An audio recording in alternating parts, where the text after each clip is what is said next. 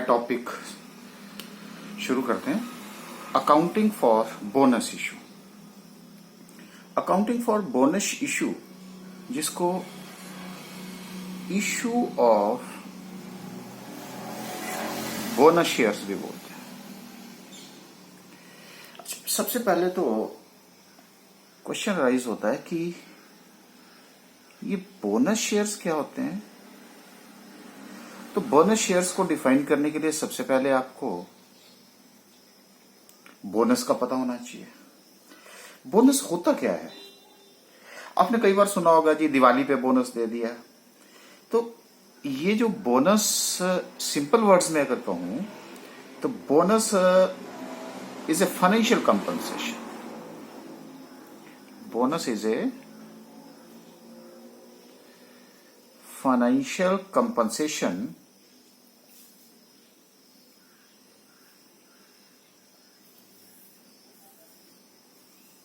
that is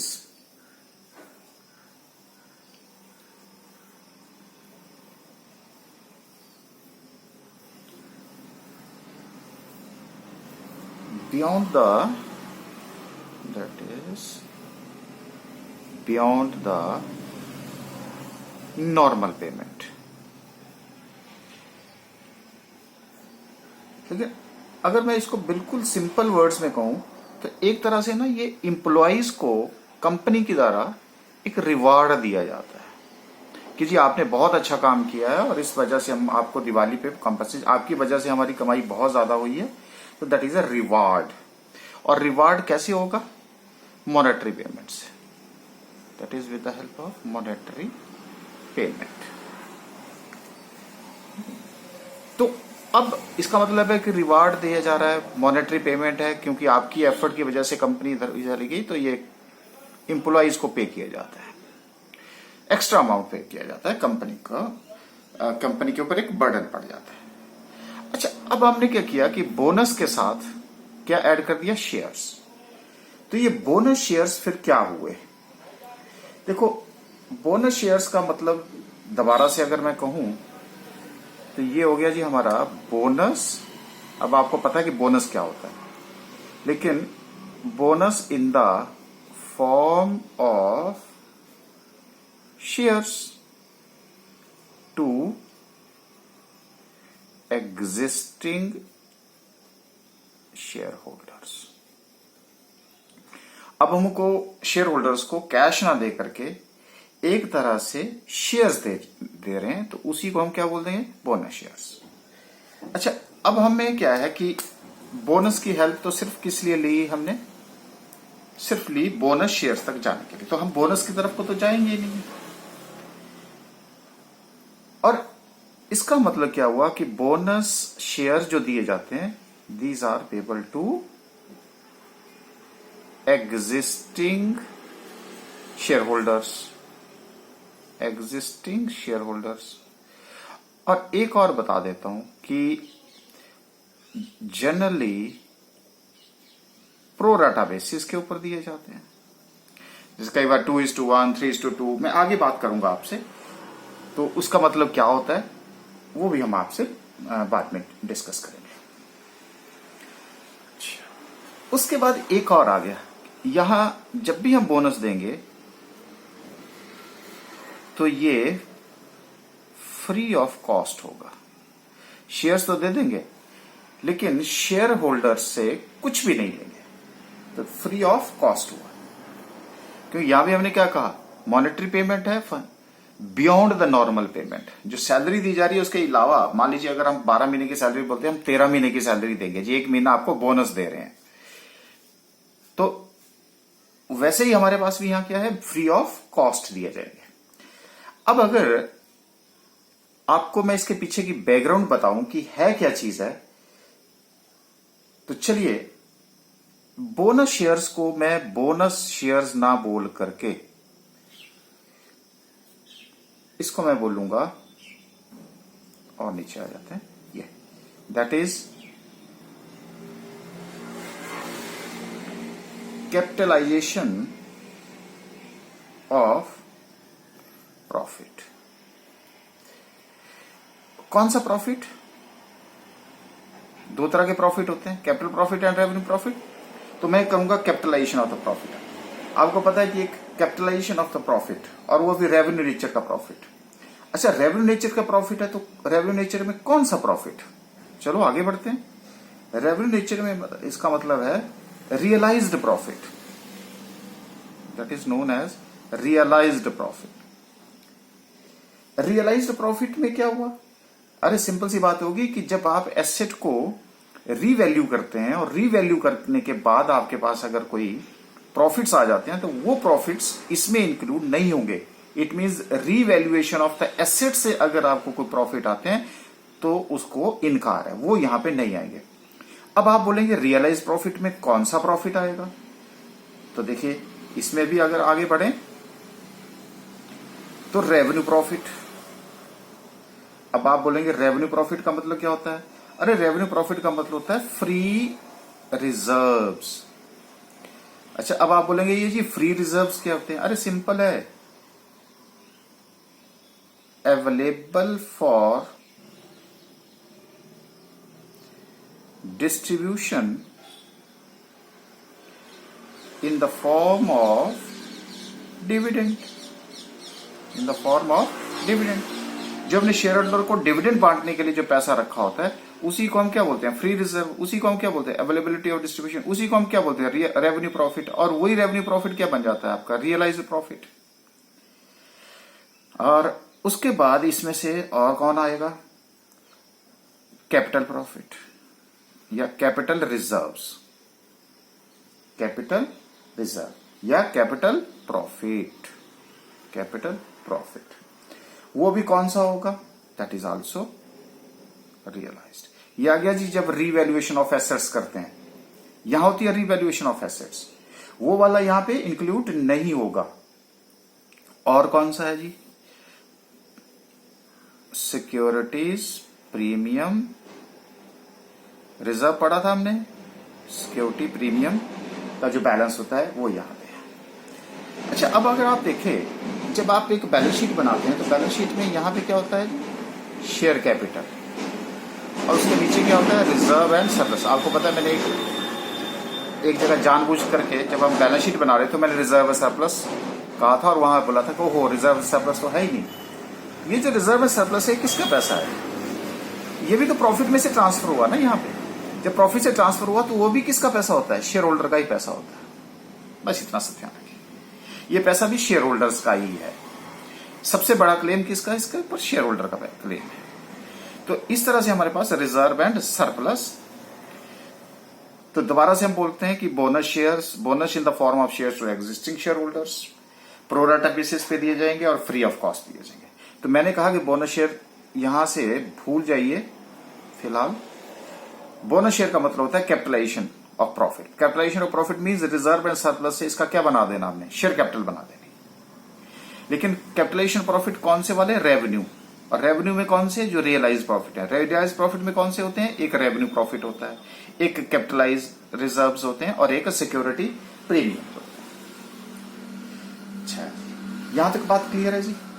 अच्छा, एक और जो यहां पे हमें क्लियर करनी है वो ये है कि इसके बारे में सेबी भी कुछ बोलता है। सेबी, हाँ, तो चलिए देखते हैं। अब क्या है कि हम ऐसे ही नहीं इसको बोनस शेयर्स इशू कर सकते हैं, हमें सेबी की गाइडलाइंस भी फॉलो करनी पड़ती हैं। और वो जो सेबी की गाइडलाइंस हैं वो क्या है? वो जो सेबी की गाइडलाइंस हैं वो issue of capital and disclosure requirement regulation 2009 में दी गई थी, जिनको हमें कंप्लाई करना है। तो एक तो बात होगी इसके मेंबर्स को इशू करना पड़ेगा, लेकिन सबसे पहले तो यह है कि if it is authorised by article of association. अगर अब आर्टिकल ऑफ एसोसिएशन में बोनस शेयर या कैपिटलाइजेशन ऑफ रिजर्व वगैरह की बात की है तो बोनस शेयर का मतलब होता है कैपिटलाइजेशन ऑफ द प्रॉफिट। तो जहां कैपिटलाइजेशन ऑफ प्रॉफिट का मतलब वो समझ लीजिए कि वो भी हम किसकी बात कर रहे हैं? बोनस शेयर्स की बात कर रहे हैं। अगर ये बातें वहां पे लिखी गई हैं तो आर्टिकल ऑफ एसोसिएशन में अगर सपोज कीजिए आर्टिकल ऑफ एसोसिएशन में ऐसा प्रोविजन नहीं है, तो फिर क्या है कि उसको जनरल बॉडी की मीटिंग एक कॉल करनी पड़ती है और एक रेजोल्यूशन पास करना पड़ता है, और रेजोल्यूशन पास करने के बाद फिर आर्टिकल ऑफ एसोसिएशन में कैपिटलाइजेशन ऑफ रिजर्व हो सकता है। अच्छा, उसके बाद क्या है, उसके पास कोई भी डिफॉल्ट पेमेंट नहीं होनी चाहिए। ये क्या चीज है? Default in payment. जो कंपनी है वो डिफॉल्ट इन पेमेंट नहीं होनी चाहिए। किस बारे में? इंटरेस्ट या प्रिंसिपल अमाउंट। अब मान लीजिए कि आपने बैंक से क्या ले रखा है? लोन ले रखा है, ठीक है जी, और लोन ले रखा है, और लोन के ऊपर आप क्या देते हैं जी? इंटरेस्ट। अब एक तरफ तो क्या कर रहे हैं आप? बैंक को इंटरेस्ट नहीं दे रहे हैं, एक तरफ तो आप लोन की पेमेंट नहीं कर रहे हैं, और दूसरी तरफ आप क्या कर रहे हैं? बोनस दे रहे हैं, शेयर होल्डर्स को बोनस दे रहे हैं। तो कहते हैं कि अगर ऐसा हुआ तो भैया आप पहले इंटरेस्ट की पेमेंट करो, प्रिंसिपल की पेमेंट करो, जो आपके पास लाइबिलिटीज हैं उनको मीट आउट करो, तब जाकर के आप बोनस शेयर इशू करो।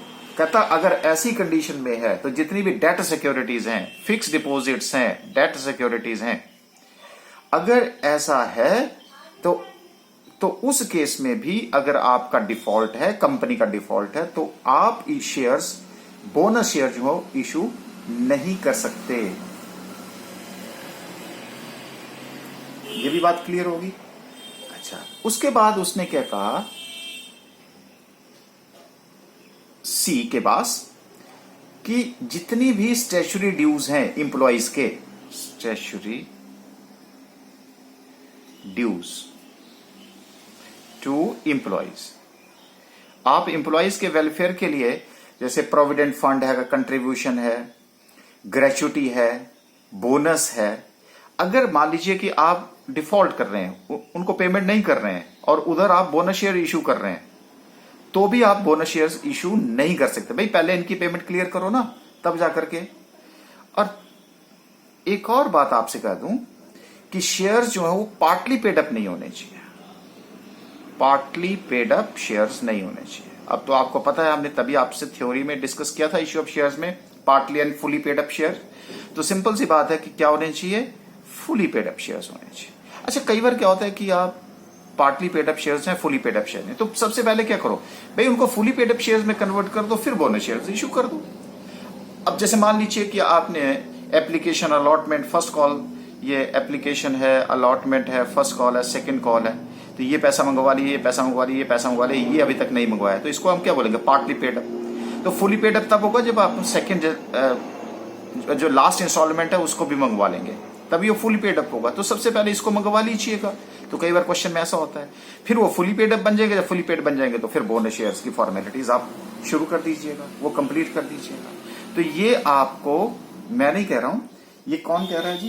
ये कह रहा है सेबी की गाइडलाइंस जो है वो बता रही हैं कि सेबी को क्या करना पड़ेगा। अच्छा, अब ये क्वेश्चन अराइज होता है कि ये कंपनीज जो हैं, कंपनी के पास अगर ये पैसा है, रिजर्व एंड सरप्लस में पैसा है पड़ा हुआ है, जैसे मान लेते हैं कि एक कंपनी है, पुराने फॉर्मेट में बैलेंस शीट की बात मैं कर रहा हूं, ये बैलेंस शीट है, तो मान लेते हैं कि ये इक्विटी शेयर कैपिटल है, 100 करोड़ है, रिजर्व एंड सरप्लस में हमारे पास 150 पड़े हैं, और इधर मेरे पास कैश पड़ा है 80 करोड़ का। आप चाहते हैं कि ये जो रिजर्व एंड सरप्लस है ये क्या हो जाए? कैपिटलाइज हो जाए। आपने शेयर होल्डर को फायदा देना है ना। जब शेयर होल्डर को फायदा देना है तो आपके पास कैश अवेलेबल है, अगर कैश अवेलेबल है तो उसमें से क्या दे दीजिएगा? डिविडेंड दे दीजिएगा। अगर बहुत ज्यादा पैसा पड़ गया रिजर्व एंड सरप्लस में, जबकि है तो शेयर होल्डर का ही, डिविडेंड दे दीजिएगा। अब अगर डिविडेंड देते हैं तो क्या होगा?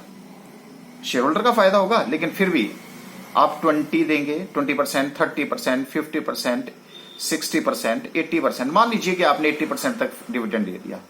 डिविडेंड दे दिया, क्या हो जाएगा जी? आपका कैश कम हो जाएगा। ठीक है जी, जब कैश कम हो जाएगा तो आपने डिविडेंड दे दिया, लेकिन इससे क्या होगा?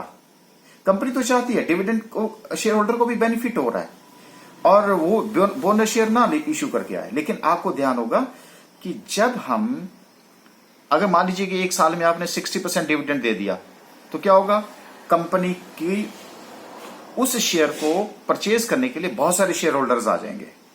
जब बहुत सारे, तो उसमें आप बोलेंगे हाँ हाँ वैल्यू बढ़ गई, इसकी मार्केट वैल्यू बढ़ जाएगी, वेल्थ बढ़ गई। लेकिन नेक्स्ट ईयर मान लीजिए कि आपके पास अब एक साल ही करोगे ना आप ऐसा, नेक्स्ट ईयर मान लीजिए कि अब आप 20% डिविडेंड पे करोगे, तो क्या शेयर होल्डर मान जाएगा? अरे शेयर होल्डर तो बोलेगा जी लास्ट ईयर 60% दिया था, अब तो आप सर 65 दीजिए, 70 दीजिए, 75 दीजिए, 85 दे दीजिएगा। तो उस केस में क्या होगा कि ये नाराज हो जाएंगे। ये डिविडेंड ये बोलेंगे देखो जी 20%, तो आपकी जो वेल्थ होगी क्रिएट की होगी वो गिर जाएगी। इसलिए हम डिविडेंड की पेमेंट नहीं करते। दूसरी बात, अरे भाई दूसरी बात यह है कि ये जो आपने प्रॉफिट कमाए ये किससे कमाए? Due to the efforts of employees, मैंने यहां बात करी थी। तो अगर आप डिविडेंड शेयर होल्डर को बांटेंगे तो वो बोलेंगे एफर्ट हम कर रहे हैं और डिविडेंड वो खा रहे हैं। तो ये कुछ एक इंप्लीकेशंस हैं जिसकी वजह से कंपनीज अवॉइड करती हैं कि डिविडेंड ना देकर के एक बोनस शेयर्स इशू किया जाए। तो उस केस में भी अब इसका मतलब है कि इसका ऑब्जेक्ट क्या होता है of bonus share issue. What is the object of bonus share issue? देखो सिंपल सी बात है कि जब हम रिजर्व एंड सरप्लस से पैसा इधर ट्रांसफर करेंगे तो पहला ऑब्जेक्ट तो क्या होगा, हमारी पेड अप कैपिटल क्या हो जाएगी जी, इंक्रीज हो जाएगी। तो पहला ऑब्जेक्टिव हमारे पास increase in the paid up capital, ठीक है। दूसरा, जो हमारे कैश रिसोर्सेज होते हैं, whatever the cash resources, these are conserved,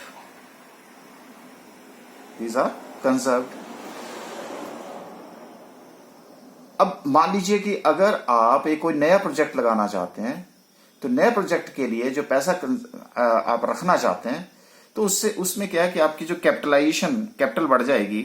और रिजर्व एंड सरप्लस, क्योंकि सबकी नजर किसके ऊपर होती है, reserve and surplus. Share holder की नजर किसके ऊपर होती है, रिजर्व एंड सरप्लस के ऊपर। तो वो भी हमने खत्म कर दिया।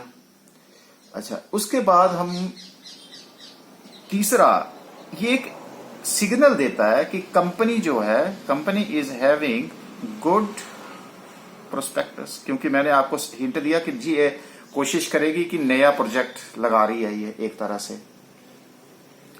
चौथा, आपका कैपिटल बेस इंक्रीज हो जाएगा। कैपिटल बेस देखिए ये यहां से चला जाएगा तो कैपिटल बेस इंक्रीज हो जाएगा। पांचवा, एक गुड टैलेंट को अट्रैक्ट करने की कोशिश करेगा, क्योंकि उनको वो क्या दे रहा है, मोस्ट अट्रैक्टिव, जैसे मैंने कहा यहां पे। तो यहां पे मैनेजमेंट का कॉन्फिडेंस जो है वो potential of the firm, earning potential of the firm में मैनेजमेंट का कॉन्फिडेंस इंक्रीज हो जाता है। तो अल्टीमेटली हम क्या कहें कि जो अनडिस्ट्रीब्यूटेड, क्योंकि रिजर्व एंड सरप्लस क्या होता है जी, अनडिस्ट्रीब्यूटेड प्रॉफिट होता है। तो अनडिस्ट्रीब्यूटेड प्रॉफिट दोबारा से शेयर होल्डर्स को in the form of shares दे दिया जाता है। यहां तक बात क्लियर है जी? तभी तो मैंने क्या कहा, कैपिटलाइजेशन ऑफ प्रॉफिट, जो प्रॉफिट अभी अनडिस्ट्रीब्यूटेड है उनको उसमें बांट दिया जाएगा। अच्छा, अब आप हमारे पास ये क्वेश्चन अराइज होता है कि जो इसकी अगर थ्योरेटिकल पार्ट हमें क्लियर है तो इसकी जो अकाउंटिंग है वो अकाउंटिंग कैसे करते हैं। अच्छा, उससे पहले मैं आपसे एक और बात डिस्कस करना चाह रहा हूं, वो ये है कि जैसे मैंने कहा था आपसे कि ये प्रोराटा बेसिस के ऊपर होगा। तो प्रोराटा बेसिस के ऊपर, अब जैसे मान लीजिए कि आपने लिख दिया 2:3, आपको क्वेश्चन में होगा वहां लिखा होगा 5:2। तो इसको कैसे पढ़ेंगे? देखो 2 की जगह आपने यहां ऐड कर दो फॉर एवरी। 3 का मतलब होता है शेयर्स हेल्ड, यहां क्या कर दो 5 फॉर एवरी 2 शेयर्स हेल्ड। लो जी, बन गई जी आपकी सेंस। ये लो, ये आपने ऐसे पढ़ना है इसको। तो क्या हुआ जी, जिसके पास 3 शेयर्स ऑलरेडी हैं उसको कितने दिए जाएंगे? 2 शेयर्स। ठीक है जी। जिसके पास 2 शेयर्स हैं उसको दे दिए जाएंगे 5। उसी तरह से अगर 1:4 है तो क्या हो गया जी? 1 फॉर एवरी 4 शेयर्स हेल्ड। जिसके पास 4 शेयर है उसको क्या दे दीजिएगा? 1 शेयर दे दीजिएगा। तो मुझे लगता है अब ये आपको पढ़ना भी आ गया। अब चलते हैं जी कि इसकी तरह अकाउंटिंग कैसे करते हैं। तो अकाउंटिंग के लिए मूव करते हैं।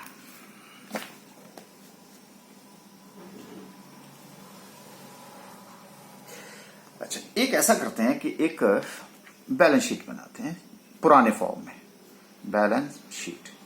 और बैलेंस शीट की भी मैं एसेट साइड ना बना करके सिर्फ लायबिलिटी साइड बना रहा हूं, जो आपको कई बार एक्सट्रैक्ट दिया जाता है।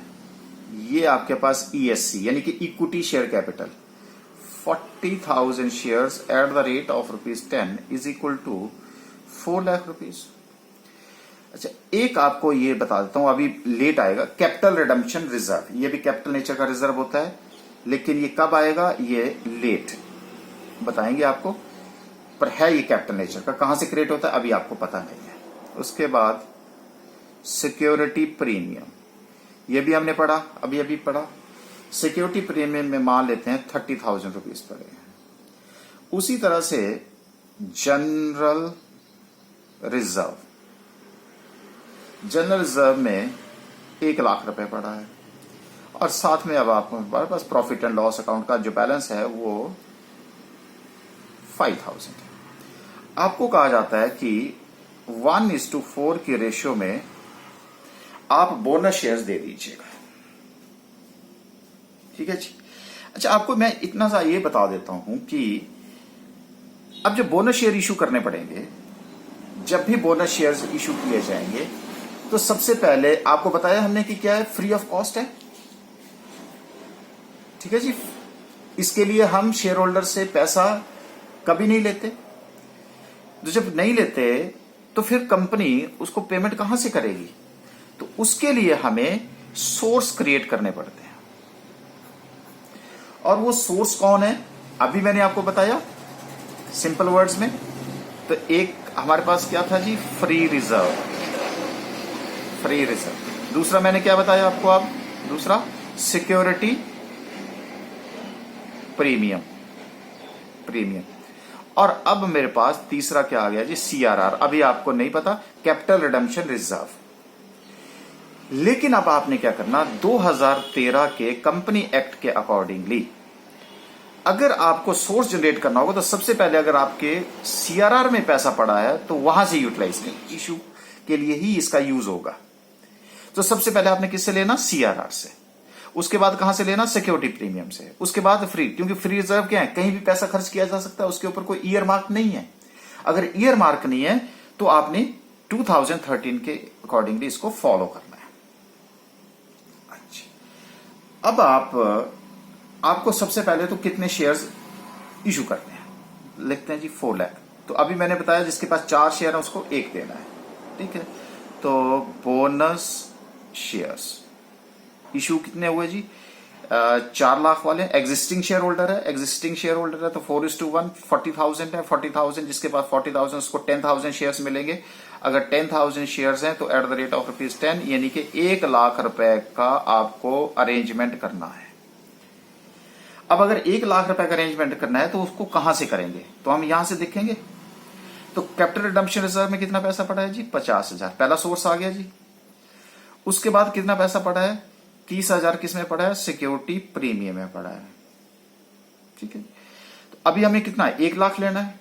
और बाकी का 20,000 रुपए आप कहां से ले सकते हैं, जनरल रिजर्व से ले सकते हैं। तो ये आपका सीआरआर से आ गया, ये आपका सिक्योरिटी प्रीमियम से आ गया, और ये आपका जनरल रिजर्व से पैसा आ गया। हो गया जी अरेंजमेंट। जब अरेंजमेंट हो जाता है तो फिर हमारे पास जनरल एंट्री कैसे होगी, तो सबसे पहले जब जनरल एंट्री होगी तो हम ड्यू की एंट्री पास करेंगे। और आपको पता है ये बैलेंस शीट के कौन से बैलेंसेस हैं? क्रेडिट बैलेंसेस हैं। जब क्रेडिट बैलेंसेस हैं, इनसे पैसा ले लिया जाएगा, ये पैसा खत्म कर दिया जाएगा। तो खत्म करने के लिए ये जितने भी हैं ये क्रेडिट बैलेंस हैं, तो क्रेडिट बैलेंस के लिए हमें क्या करना पड़ेगा? डेबिट करना पड़ेगा। जब डेबिट करना पड़ेगा तो सबसे पहले हम किसका डेबिट करेंगे जी? CRR अकाउंट को हम क्या करेंगे? डेबिट करेंगे। कितने से जी? आइए देखिए, 50,000 रुपए से हमने अरेंजमेंट कर लिया। उसके बाद कौन सा सोर्स आया जी? Security premium. Security premium account debit कितने से जी? 30,000 रुपीज से। लो जी। उसके बाद हमारे पास जनरल रिजर्व अकाउंट डेबिट। अच्छा, अब हमारे पास क्या है कि जनरल रिजर्व में कितना पैसा पड़ा है जी? हमारे पास जनरल रिजर्व में हमारे पास 1 लाख पड़ा है, तो 20,000 रुपए हमने यहां से ले लिया। और क्या देना है जी हमने? बोनस। किसको देना है? शेयर होल्डर्स को। लो जी, पैसे का अरेंजमेंट जैसे जैसे हुआ था वैसे वैसे हमने कर दिया। 1 लाख रुपए, 1 लाख रुपए, एंट्री पास होगी। अब हम क्या करेंगे? इशू कर देंगे। हाँ ठीक है जी। जब इशू करेंगे तो ये टेम्पररी अकाउंट था, तो bonus to share holders account हमारा क्या हो गया? डेबिट हो गया। और इक्विटी शेयर कैपिटल अकाउंट कितने से? 1 लाख रुपए, 10,000 shares at the rate of ₹10। लो जी। अब मेरी बैलेंस शीट क्या होगी? अब देखिए बैलेंस शीट अगर मैं इसको दोबारा जनरेट करूं तो ये बैलेंस शीट एक तरह से बन गई। ये बैलेंस शीट। अब मेरे पास इक्विटी शेयर कैपिटल कितने हो गए? 40 नहीं, 40,000 पहले थे, 10,000 और आगे एट द रेट ऑफ ₹10 हो गया। अब मेरे शेयर कितने हो गए? 5 लाख। बोलो CRR रहेगा? नहीं रहेगा। सिक्योरिटी प्रीमियम रहेगा? नहीं रहेगा जी। जनरल रिजर्व रहेगा। जनरल रिजर्व में से भी हमने 20,000 यूटिलाइज कर लिया है। अब हमारे पास कितना रहेगा? 80,000। और P&L में कितना पैसा पड़ा है? 5,000 रुपए। इससे पहले इसका टोटल कितना था? 0,005 4,95,000 85,000 4,85,000। अभी भी देखिए टोटल कितना है? सॉरी 5,85,000। अब कितना हो गया? 5,85,000। लेकिन चेंज हो गया। अब क्या हुआ? मेरा कैपिटल रिजर्व का पैसा इक्विटी शेयर में चला गया, सिक्योरिटी प्रीमियम का इशू में यहां चला गया, जनरल रिजर्व का पैसा यहां पे चला गया। तो रिजर्व एंड सरप्लस के जितने भी हेड्स थे वो किस में कन्वर्ट हो गए? Equity share capital. तो मैंने आपसे क्या कहा था? This is known as capitalisation of profit. तो this are known as capitalisation of profits.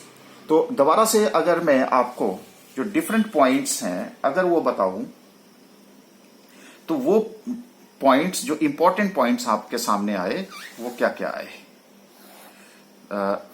उभर करके? Important points. पहला क्या है?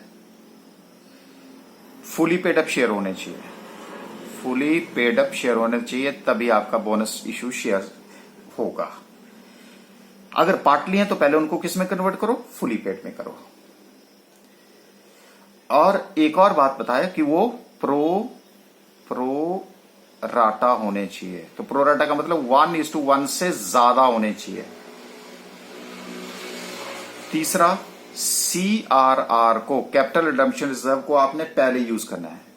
Shall be used first. ये भी बात हो गई। सिक्योरिटी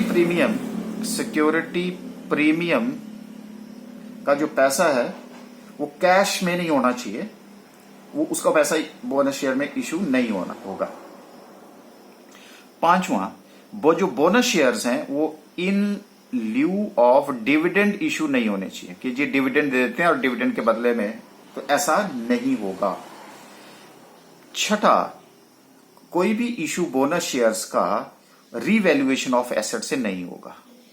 जो आपका प्रॉफिट है ना वो रीवैल्यूएशन ऑफ एसेट्स में से नहीं होना चाहिए। ठीक है जी। तो ये आपके पास इंपॉर्टेंट पॉइंट्स हैं जो आपको अकाउंटिंग करने में हेल्प करेंगे। आई होप कि आपको जो बोनस शेयर्स है उसका थ्योरेटिकल पार्ट और जो इसकी प्रैक्टिकल एप्लीकेशन है उस रिलेटेड का जो कंसेप्ट है वो क्लियर हो गया होगा।